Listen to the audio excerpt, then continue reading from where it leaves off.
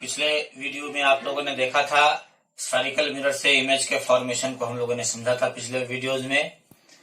उसके पहले plane mirror से इमेज का फॉर्मेशन भी हम लोग देख चुके हैं।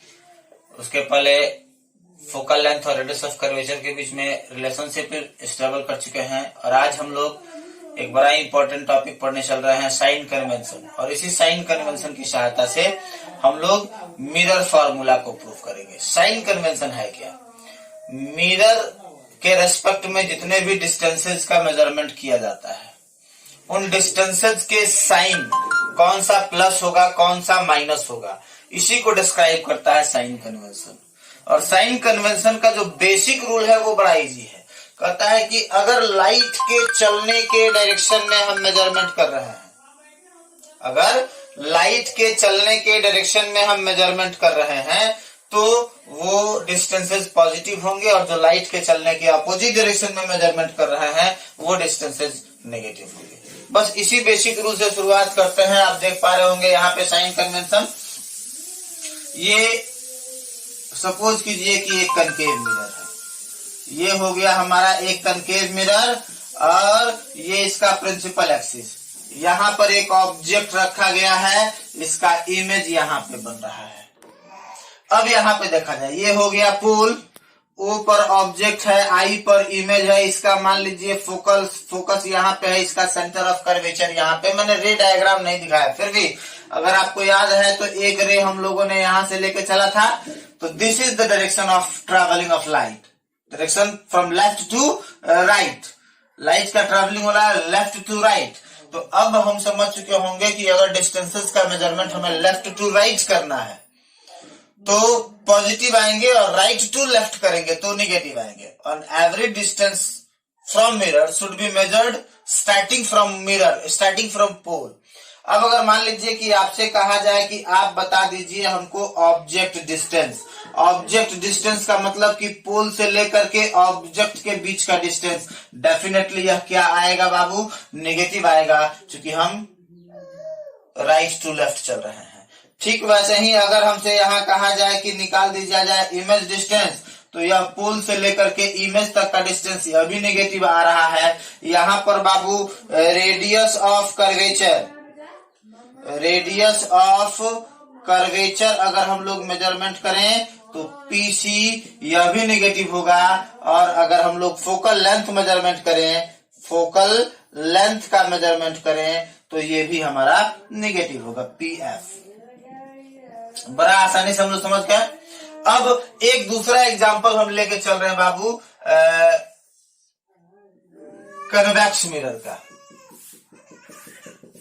इसमें भी यहां पर ऑब्जेक्ट रखा गया है और यहां पर इसका इमेज बना हुआ है।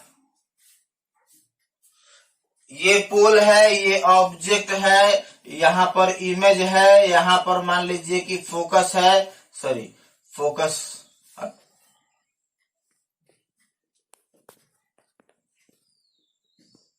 यहाँ पे फोकस है और यहाँ पे सेंटर ऑफ कर्वेचर है।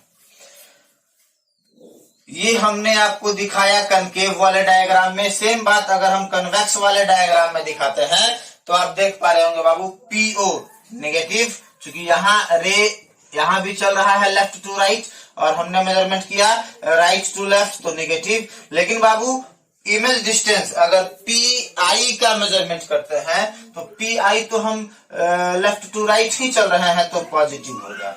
ठीक वैसे ही अगर पी सी का मेजरमेंट इसमें कर रहे हैं तो पॉजिटिव होगा। ठीक वैसे ही अगर पी एफ का मेजरमेंट कर रहे हैं तो ये भी पॉजिटिव होगा।